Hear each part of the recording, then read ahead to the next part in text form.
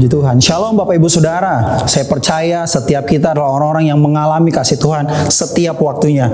Dan kali ini Bapak Ibu, kita akan belajar tentang bagaimana penyertaan Tuhan di dalam hidup kita, saudara dan saya. Penyertaan Tuhan, menurut pengalaman saya, menurut apa yang saya dengar, apa yang saya baca, apa yang saya tahu dari firman Tuhan, bahwa penyertaan Tuhan tidak semata-mata berbicara tentang hadirat Tuhan di dalam hidup saudara dan saya. Tetapi penyertaan Tuhan adalah berbicara tentang bagaimana karakter orang-orang yang hidup di dalam penyertaan Tuhan itu. Ada banyak orang yang kesulitan memperkenalkan diri sebagai orang yang mengalami perkenanan, bahkan mengalami penyertaan Tuhan dalam hidupnya. Ada banyak orang juga percaya pada Tuhan hanya pada aspek-aspek tertentu saja. Ada banyak orang juga percaya bahwa, yes, saya percaya hanya kepada aspek atau iman percaya saja atau iman kesembuhan saja. Pada sisi lain, dia tidak percaya tentang bagaimana Tuhan mencukupi segala sesuatu dalam hidupnya. Tapi kali ini, kita akan bicara tentang bagaimana saudara dan saya mau belajar dari satu sosok dalam Alkitab, yaitu Yusuf dalam Kejadian 39 ayat 1 sampai 6. Kita boleh buka bersama. Di ayat Kejadian 39 ayat 1 dia berkata, "Adapun Yusuf telah dibawa ke Mesir, dan Potifar seorang Mesir, pegawai istana Fir'aun, pengawal raja, membeli dia dari tangan orang Ismail yang telah membawa dia ke situ." Kemudian ayat kedua berkata, "Tetapi Tuhan menyertai Yusuf sehingga ia menjadi seorang yang selalu berhasil dalam pekerjaannya.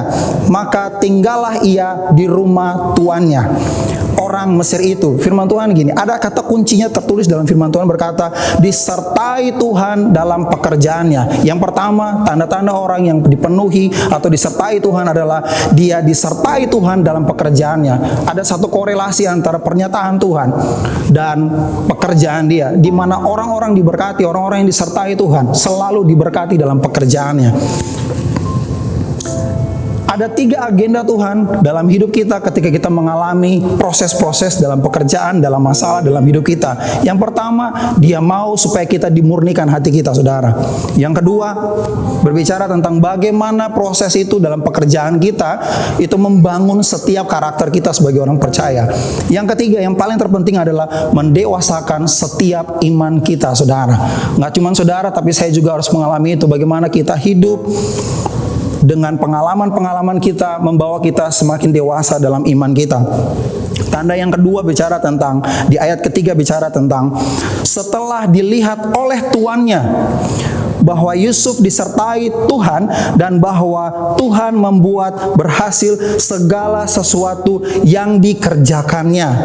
Yang kedua berbicara tentang bagaimana setiap kita, karakter kita, penyertaan Tuhan harus bisa diekspos oleh setiap orang di sekeliling kita, oleh sekitar kita. Bicara tentang diekspos artinya gini, saudara. Saudara harus punya satu nilai, esensi atau satu harga yang pantas dilihat oleh sana sini, saudara. Waktu orang melihat saudara dan saya, orang harus melihat bahwa karakter Tuhan itu punya sesuatu yang buat saudara berbeda dari yang lainnya. Puji Tuhan kalau saudara dan saya hari-hari ini mengalami Tuhan yang luar biasa dalam hidup kita. Namun karakter kita kadang-kadang sebagai orang percaya, kita boleh, ya saya sudah bertobat sudah lama, saya sudah kenal Tuhan sudah lama, saya mengalami ini, saya mengalami itu, Tuhan sertai saya. Tapi karakter kita nggak jadi seperti orang-orang yang disertai Tuhan setiap hari. Artinya tanda ini belum menyertai saudara dan saya. Yang berikutnya, tanda ketiga bicara tentang ayat keempat dan 5. Maka Yusuf mendapat kasih tuannya dan ia boleh melihat dia.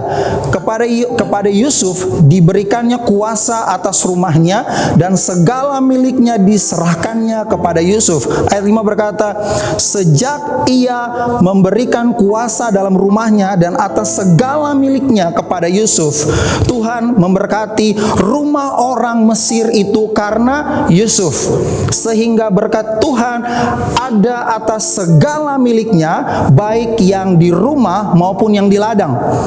Ayat firman Tuhan ini bicara tentang Yusuf diberikan kuasa, tidak main-main saudara.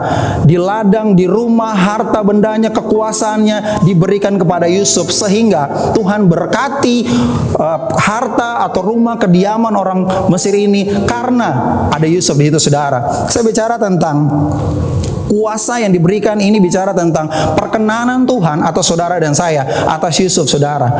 Salah satu karakter yang sangat luar biasa, tanda-tanda yang luar biasa adalah setiap kita harus punya kuasa dari Tuhan.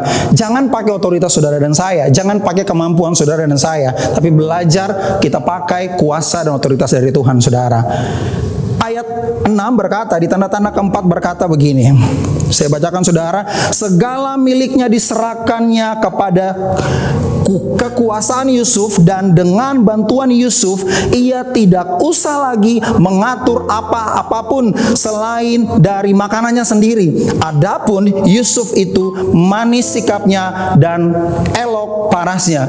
Firman Tuhan bilang gini saudara, Yusuf itu elok paras dan sikapnya saudara. So pastikan betul saudara dan saya bisa diterima dimanapun saudara dan saya ada. Orang bisa melihat, wow, sikapnya luar biasa, dia diberkati, dia diperkenankan saudara, dia diberikan kuasa, diberikan otoritas. Tetapi di atas segalanya itu, dia tetap jadi orang-orang yang tetap rendah hati sikapnya, dan tetap jadi berkat buat kanan kiri saudara. Firman Tuhan berkata bahwa Mazmur 91 berkata begini saudara, dengan kepak sayapnya ia akan menudungi engkau, di bawah sayapnya engkau akan berlindung, kesetiaannya ialah perisai dan pagar tembok. Engkau tidak usah takut terhadap kedahsyatannya malam, terhadap panah yang terbang di waktu siang, terhadap penyakit sampar yang berjalan di dalam gelap, terhadap penyakit menular yang mengamuk di waktu petang. Firman Tuhan ya dan amin saudara. Dan saya percaya ketika kita tahu kita punya 4 tanda-tanda, kita bisa hidup dalam 4 tanda-tanda di mana kita disertai oleh Tuhan, berjalan dengan penyertaan Tuhan, maka Mazmur 91 bisa digenapi dalam hidup saudara dan saya. Kita semua kita berdoa, dan saya percaya ketika kita berdoa dengan iman, doa orang benar besar kuasanya. Mari kita berdoa. Bapa di surga, kami mengucap syukur untuk firman-Mu yang kami sampaikan, yang kami dengar. Biar waktu firman itu disampaikan, setiap telinga kami mau mendengar, bahkan itu mau jadi satu benih yang bertumbuh dalam hidup kami. Dan biarkan kami hidup jadi berkat, karena kami disertai Tuhan. Dimanapun kami berada, di penjara kami diberkati, di rumah kami diberkati, di pekerjaan kami diberkati. Bahkan kami mau jadi orang-orang yang punya karakter seperti Engkau Tuhan. Di dalam nama Tuhan Yesus, jadikan setiap kami anak-anak yang luar biasa. Dalam nama-Mu Tuhan, amin.